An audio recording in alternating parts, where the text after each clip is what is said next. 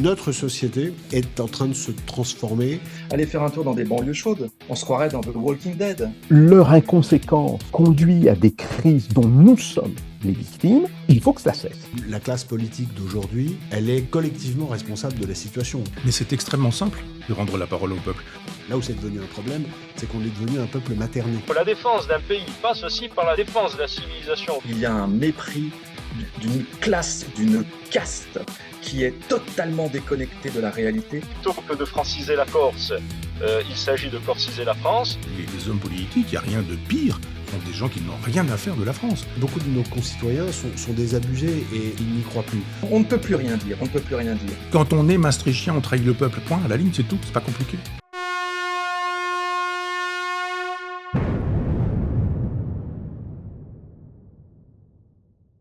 On va parler de rugby, je vous l'ai annoncé, les 50 questions géopolitiques, c'est le livre de Kevin Vessière, Planète Rugby aux éditions Max Milo. On va parler de comment l'Ovalie a influencé les relations internationales et comment les relations internationales ont influencé ce ballon ovale. Et on en parle tout de suite et c'est avec Valentin Schermer également.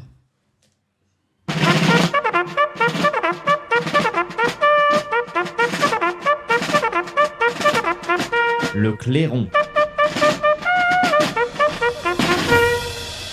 Alors avant de saluer Kevin Vessière, je salue Valentin Schermer qui va reprendre le micro et qui va lui suivre cette interview, enfin mener cette interview justement sur les questions géopolitiques autour du rugby. Bonjour Valentin Schermer. Bonjour Clémence. Et merci de nous rejoindre. Pareil, je crois qu'il faut qu'on vérifie le son de votre micro. Valentin Schermer, vous êtes tout simplement rédacteur en chef adjoint à Toxin et nous sommes très heureux aujourd'hui que vous puissiez mener cette interview sur le rugby. Vous êtes un grand passionné de rugby, il faut le préciser. C'est d'ailleurs vous qui avez déjà mené l'interview autour de Daniel Herrero. Alors je vous laisse présenter Kevin Vessière et son livre. Je suis plus rédacteur en chef de la question rugby finalement que rédacteur en chef adjoint, mais en tout cas je suis très content de recevoir Kevin Vessière ce matin avec nous. Bonjour Kevin Vessière. Je ne sais pas si on entend. Alors on va récupérer Kevin Vessière. En tout cas, Kevin Vessière qui est donc expert, professeur en géopolitique du sport, fondateur de ce média Football Club Geopolitics qui rassemble plusieurs dizaines de milliers d'abonnés sur Twitter et puis auteur déjà de 2 livres, Football Club Geopolitics et Mondial aux éditions Max Milo et puis donc de ce 3e livre à l'occasion de cette Coupe du Monde de rugby qui sort, qui s'appelle Planète Rugby, 50 questions géopolitiques et je suis très content d'en parler avec Kevin Vessière puisque je suis très féru de rugby, je pensais un petit peu orgueilleusement savoir beaucoup de choses sur ce rugby, mais on apprend finalement beaucoup. J'en profite pour m'excuser de cette voix un petit peu atteinte qui n'est liée autre qu'à ce qui s'est passé vendredi soir d'ouverture avec l'équipe de France. Mais on voit finalement que... C'est un journaliste sur le terrain, comme vous pouvez le voir. Absolument. Nous sommes donc en fait, à chaque fois dans cette société mondialisée, le sport est toujours un petit peu plus qu'un simple sport, et tant sur le plan historique que dans l'actualité, le rugby a des énormes... Il y a des entrelacements en fait avec la grande histoire. Et puis finalement aussi forcément aujourd'hui des intérêts économiques dont on va pouvoir parler avec Kevin Vessière. Kevin Vessière, est-ce que vous nous entendez ? Moi, je vous entends, mais est-ce que vous m'entendez ? Oui, ah tout à oui, fait. On vous entend très bien, merci et bonjour. Bonjour, merci pour l'invitation. Non, mais en tout cas, je voulais vous remercier pour ce très bon livre. Et puis, évoquer avec vous un petit peu cette spécificité du rugby qu'on va forcément comparer un petit peu au football que vous connaissez très bien aussi, puisque le rugby, contrairement au football, a été longtemps évolué, a fait le choix de rester amateur. Et donc, par ce choix de rester amateur, et en même temps, a peiné un petit peu à s'ouvrir au monde, là où le football est devenu quasiment universel dès le début du XXe siècle. Qu'est-ce que ça a impliqué ? Pourquoi d'abord ce choix de la fédération de rugby d'être resté amateur jusqu'en 1995 ? Et puis, qu'est-ce que ça a impliqué notamment sur le plan de la diffusion du rugby au travers du monde ?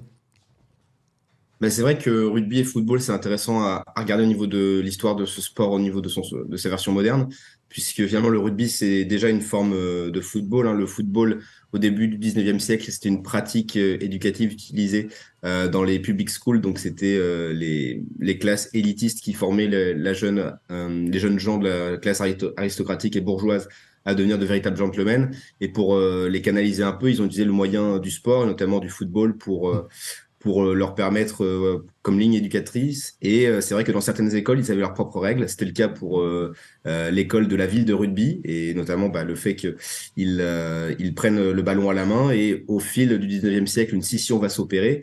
Le football, lui, va très vite choisir la voie du professionnalisme. Le rugby, il va plutôt avoir ce côté préserver l'amateurisme, aussi préserver un sport de classe dans un contexte de montée du syndicalisme. Et donc, ils vont fermer la voie au professionnalisme, et ça va aussi impacter cette question de l'internationalisation, parce que, certes, il va y avoir une première fédération internationale qui va être créée en 1886, mais ça va être créé par l'Angleterre, l'Écosse, l'Irlande et le Pays de Galles, mais ça va rester sous giron britannique pendant de nombreuses années. Va y avoir la Nouvelle-Zélande, l'Australie, l'Afrique du Sud qui vont pouvoir s'y rajouter, et une seule exception, c'est la France, mais la France aura toujours un peu cette position. On vous invite parce que vous savez un peu jouer au rugby, mais vous n'aurez que peu de poids dans le processus de décision.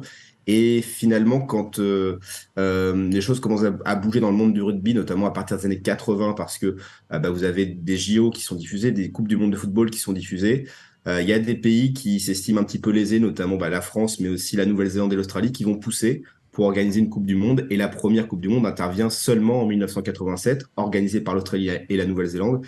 Mais c'est vrai que quand on compare à d'autres grandes compétitions, comme les Jeux Olympiques, la première c'est en 1896 et la Coupe du Monde de football 1930, il y a un grand gap, un grand écart, et c'est expliqué en partie parce que ce sport a voulu être préservé par les nations britanniques pour éviter qu'il bascule dans l'ère du professionnalisme. Mais finalement, avec l'avènement du sport à la télévision, le rugby a aussi été rattrapé par cela.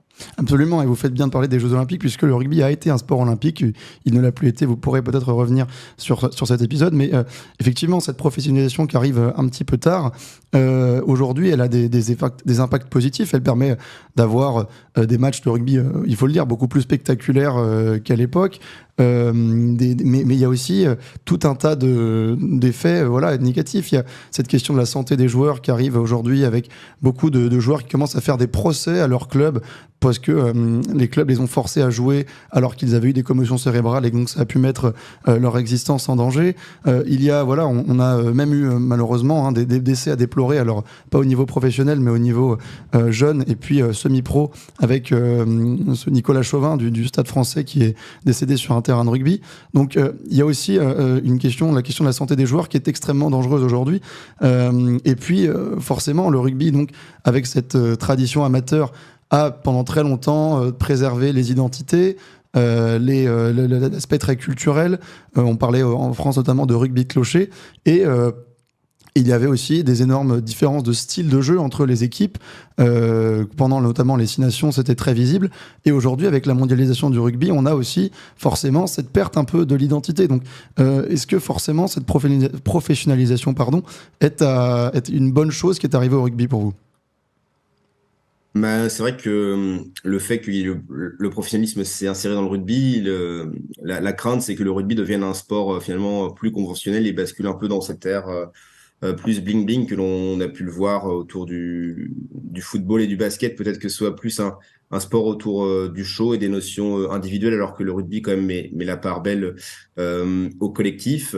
Je pense que le rugby, pour l'instant, arrive quand même à préserver ses valeurs et ses traditions. On a pu le voir aussi par les biais de communicationnels autour de l'équipe de France. On remet en perspective le fait que c'est quand même un sport de terroir, aussi avec en racontant l'histoire du capitaine Antoine Dupont, qui vient d'un petit village des Pyrénées.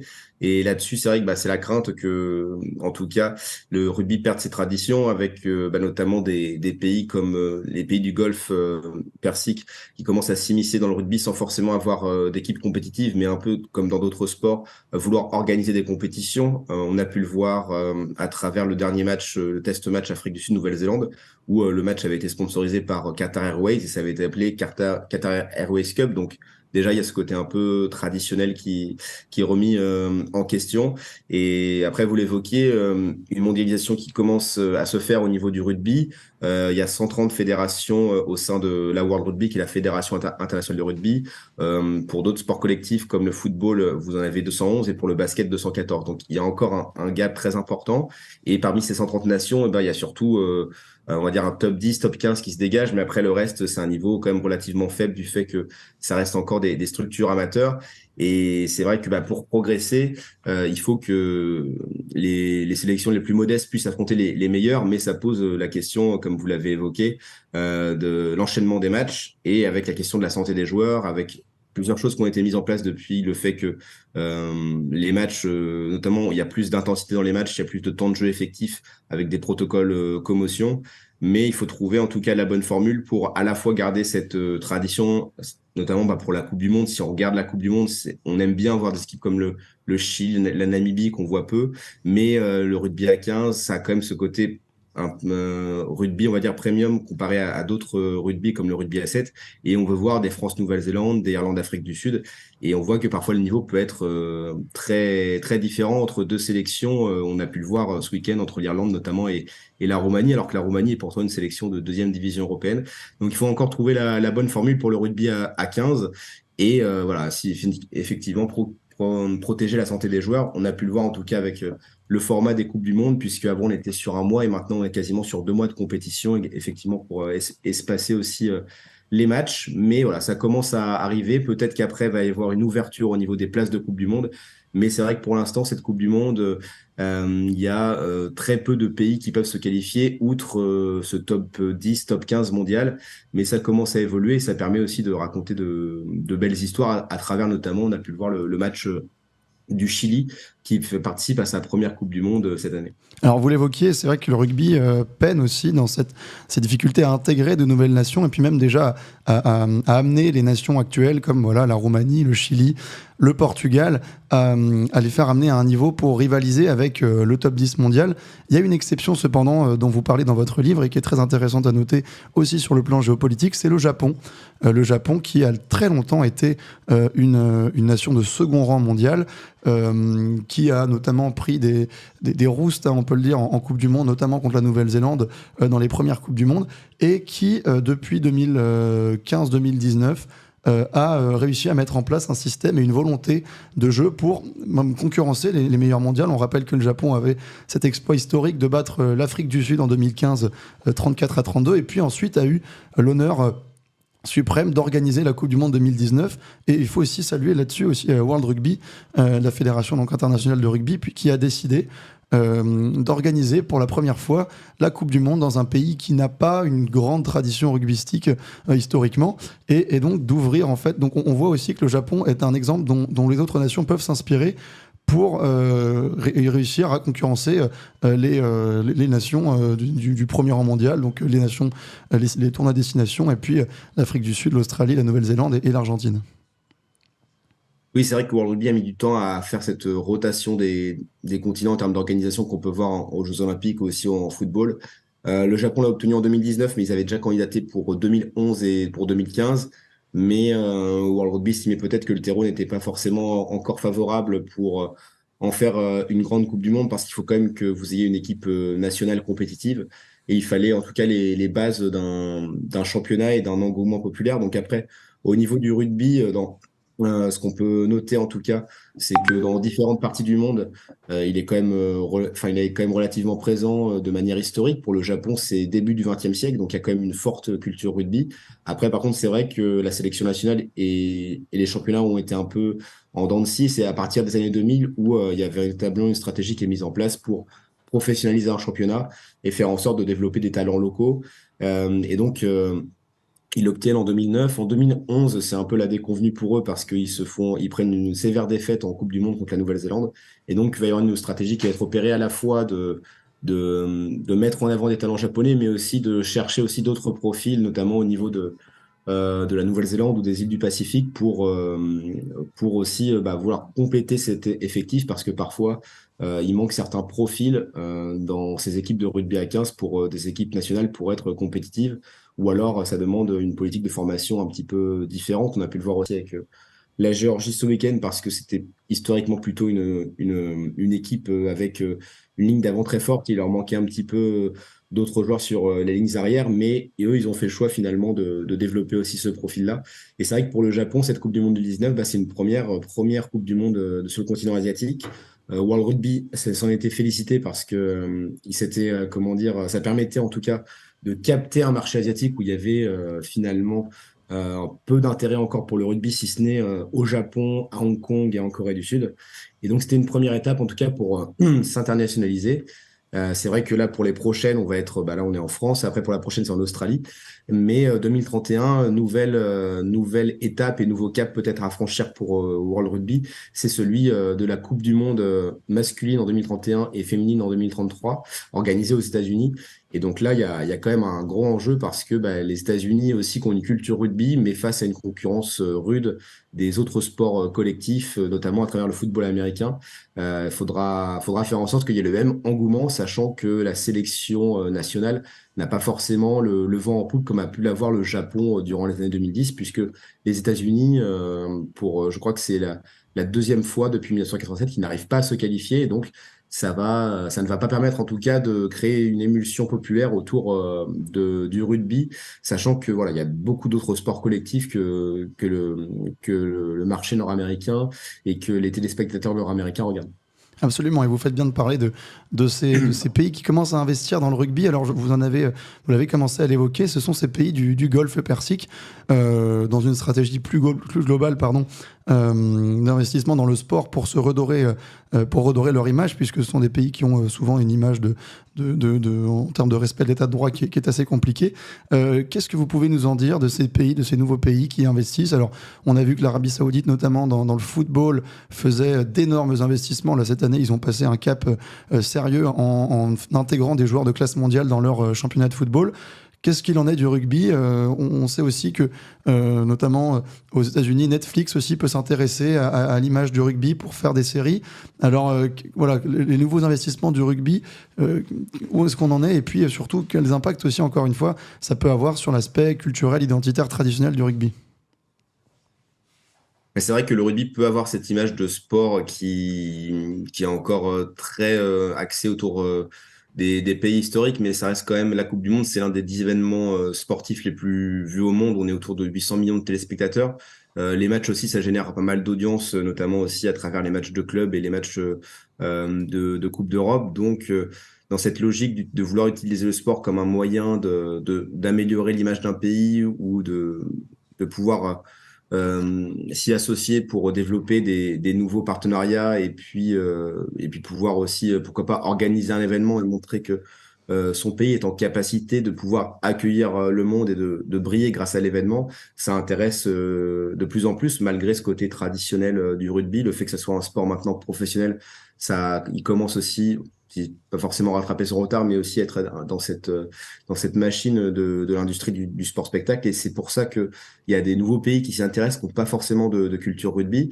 Donc pour le Golfe Persique, je mettrais quand même une petite différence par rapport aux Émirats Arabes Unis, qui ont quand même une tradition rugby du fait que c'était un ancien protectorat britannique et que par une population expatriée britannique encore très présente, ils ont pu avoir cette culture rugby, développer un tournoi de rugby à 7, le tournoi de Dubaï, et où il y a un gros engouement populaire avec plus de 80 000 personnes à chaque fois que le tournoi de rugby à 7 international qui a lieu tous les ans s'arrête à Dubaï, et cela depuis 1999. Donc, il y a peut-être une petite différence, mais par contre, c'est vrai qu'au niveau de la population locale émirati, il n'y a pas cette même engouement et il n'y a pas encore non plus d'équipe constitutive. Mais après, la logique pour aussi Émirats Arabes Unis, Qatar et Arabie Saoudite, la logique est finalement la même, c'est celui de vouloir financer, accueillir des compétitions internationales pour préparer l'ère post-pétrole, mais surtout améliorer l'image, attirer les investisseurs étrangers et surtout attirer des touristes internationaux pour ouvrir le pays sur le monde. Et après, ça pose effectivement des questions autour d'une pratique qu'on appelle maintenant le sport washing. C'est finalement laver l'image du pays par rapport à ses atteintes aux droits de l'homme pour l'estomper grâce au sport. Ça a été l'un des débats autour de la Coupe du Monde au Qatar. Mais c'est vrai que malgré ces critiques, on a vu que après, une fois que la compétition s'est déroulée, les critiques se sont quelque peu essoufflées. Et ce qui va arriver en rugby, je pense, dans les années à venir, c'est qu'on va avoir de plus en plus de compétitions, soit sponsorisées par les sponsors nationaux de ces pays-là. Je vous ai expliqué avec Qatar Airways, mais aussi l'accueil de compétitions. Donc, peut-être des matchs de Coupe d'Europe, mais on sait aussi que la France devait avoir la Coupe du Monde de rugby à 13 elle a finalement lâché l'organisation. Donc le Qatar s'est mis sur les rangs pour l'organiser. Et aussi en rugby à 7 au niveau des Coupes du Monde, qui est un événement encore moins important que la Coupe du Monde de rugby à 15, mais c'est une première étape. Le Qatar s'est aussi positionné pour organiser la dernière édition, donc peut-être aussi les suivantes. Donc l'Arabie Saoudite, qui dans cette région du Golfe, il y a quand même une logique de mimétisme aussi et de rivalité, va très certainement s'y immiscer, comme on a vu notamment cet été l'offensive sur le marché des transferts. Effectivement. Alors, vous faites bien de parler de rugby à 7, c'est là aussi que je voulais en venir dans votre livre, puisque c'est un chapitre très intéressant qui montre donc à la fois l'intérêt, effectivement, donc, de pays du Golfe Persique comme Dubaï sur ce sport, et puis l'intérêt que met World Rugby dans ce sport, donc, qui émerge depuis une petite dizaine d'années. C'est un sport, donc le rugby à 7, c'est un format où les matchs sont beaucoup plus courts, c'est un format qui est beaucoup plus dynamique, avec beaucoup moins de danger au niveau de la santé des joueurs, puisque les contacts sont un petit peu moins forts. Voilà, les joueurs sont plus légers. C'est un format où tout simplement sur un même terrain, les joueurs sont 7 contre 7 et doivent marquer. Et c'est assez spectaculaire et ça permet à la fois l'avènement plus rapide de nombreuses nations. On pense notamment, les Fidji sont un club, une nation de rugby historique, mais sont beaucoup plus forts au rugby à 7 qu'au rugby à 15. On a aussi des nations comme le Kenya, comme les États-Unis, qui, elles, arrivent à performer dans ce genre de compétition. Et c'est un format qui, depuis maintenant 2 Olympiades, a réussi à s'inscrire en tant que sport olympique. Alors, c'est une nouvelle vitrine pour World Rugby. Et c'est vrai que on voit aussi le changement de vision depuis le rugby professionnel de World Rugby qui veut maintenant s'internationaliser et s'inscrire dans une perspective mondiale. Oui, c'est ça, puisque finalement, le rugby, notamment à travers la présidence de Bernard Lapassé, donc président français de World Rugby, il y a eu cette réflexion, j'en parle notamment dans le livre, qui, après la Coupe du Monde 2007 en France, se dit c'était une formidable Coupe du Monde, mais il a bien senti que la Coupe du Monde restait quand même dans un carcan de nations historiques et que du fait de la différence de niveau, ce serait compliqué à le mondialiser de manière assez rapide.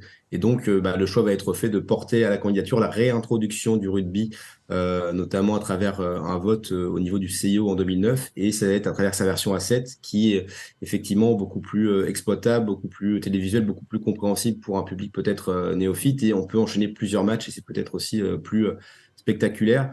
Le rugby qui avait été un sport olympique de 1900 à 1924, mais du fait d'une finale France-États-Unis en 1924 où il y a eu plus de violence que de jeu et que après c'était pas un tournoi aussi international que le tournoi olympique de football. Ça a c'est très vite passé à la trappe. Donc le rugby est revenu via sa version A7 au niveau des Jeux Olympiques. Et c'est vrai que on peut le voir à travers le tournoi des Jeux Olympiques, mais aussi à travers les formats du tournoi de rugby A7, le World Rugby Sevens, et aussi à travers les Coupes du Monde.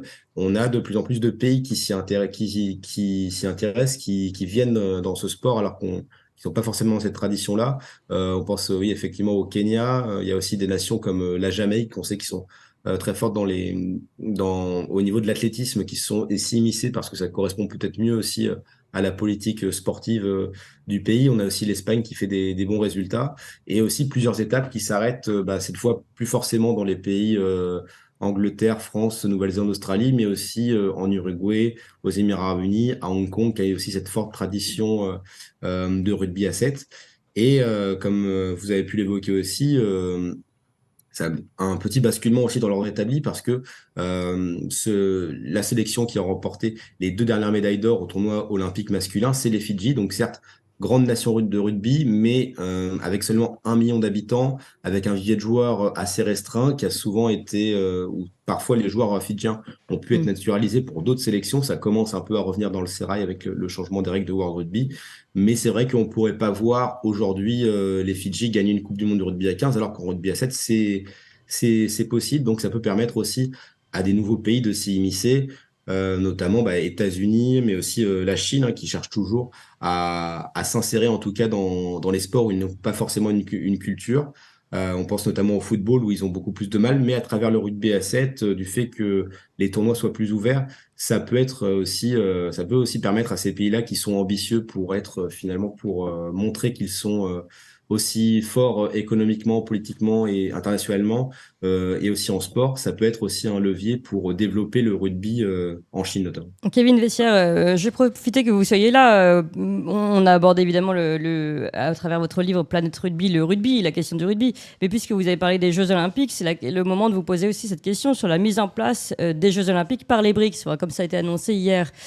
Comment réagissez-vous, vous qui êtes également expert en géopolitique du sport, comment réagissez-vous à cette annonce qui peut fracasser vraiment le monde du sport, en tout cas comme il est vu aujourd'hui avec ces grands JO, ces grandes réunions qui maintenant risquent d'être séparées en deux? Oui, c'est vrai que après la question qui s'est posée notamment avec le fait que la Russie était exclue Des bannières, du sport oui. mondial Oui, avec le oui. CIO. Oui, pardon. Oui, non, allez-y. Ah oui, non. Non, mais je disais juste qu'effectivement, depuis cette décision du CIO, pouvait y avoir un basculement au niveau des différentes, au niveau du sport mondial, et de plus forcément avoir des Jeux Olympiques qui soient cantonnés à une seule compétition, mais peut-être d'autres pays qui veulent finalement créer leur propre compétition à travers une logique de bloc pour pouvoir aussi briller par cela. Et notamment, bah, on pense aussi à la Chine. Et c'est vrai que bah, le CIO, qui a toujours historiquement plutôt été, même au niveau des différentes fédérations, qui ont plutôt été sur des centres, on va dire, occidentaux, Mm. peut y avoir un basculement du monde pour finalement que des compétitions s'organisent autour d'autres blocs de pays que forcément l'organe du CIO qui peut parfois avoir des décisions contestées. Oui, mais donc c'est intéressant, c'est ce qu'on voit à travers au niveau économique, c'est-à-dire cette division désormais entre le bloc occidental et le bloc des BRICS, on va le voir également au niveau des jeux et du sport. Oui, c'est ça, parce que bah, parfois, après, vu que. Après, voilà, c'est des logiques aussi d'influence au sein des organes du sport mondial, parce que on peut avoir l'impression que pour certaines fédérations, c'est international, mais ça reste parfois influencé par certaines. On en parlait en rugby avec les Britanniques, mais après, on voit que, enfin, parfois, au niveau de la FIFA, il y a pu avoir des changements avec, notamment dans les années 70 avec Avalanche qui était brésilien et qui était président de cette organisation-là. Donc ça a aussi pu faire basculer comment dire, la vision de cette fédération-là pour montrer que bah, le sport devait parfois sortir de ses carcans occidentaux De ces pour dogmes, s'ouvrir oui. un peu plus au monde Oui. et notamment accorder plus de place aux nations asiatiques et africaines qui vont être bah, de plus en plus importantes démographiquement. Et donc, il faut qu'il y ait aussi cette représentation sur la scène sportive. Et pour vous, amateurs de sport, c'est une bonne nouvelle. Bah, ça dépend dans quel cadre après ça se fait, ça dépend aussi de la Mm. compétition, mais je pense que enfin, le sport aujourd'hui, c'est l'un des éléments les plus, enfin, si on le considère en tant que divertissement, c'est l'un des éléments les plus vus au monde, et que bah, voilà, à travers, faut pas forcément attendre des performances comme a pu le faire le Maroc à la Coupe du Monde du Qatar pour ouvrir la compétition à d'autres pays, mais il faut essayer d'ouvrir un peu plus ces compétitions aux nations asiatiques et africaines. Et après, par contre, aussi le fait que les fédérations internationales doivent accompagner les nations émergentes dans les différents sports. Mm. Mais ça peut parfois prendre du temps, notamment là, on a pu parler du rugby, ça peut prendre plus de temps quand c'est un sport qui est un peu plus refermé sur lui-même et qui Mm. commence à s'ouvrir un peu sur le tard à l'international. Eh bien, merci beaucoup, Kevin Vessière. Je rappelle le titre de votre livre, Planète Rugby, 50 questions géopolitiques aux éditions Max Milo. Évidemment, merci à Valentin Chiermar, notre grand spécialiste de rugby ici.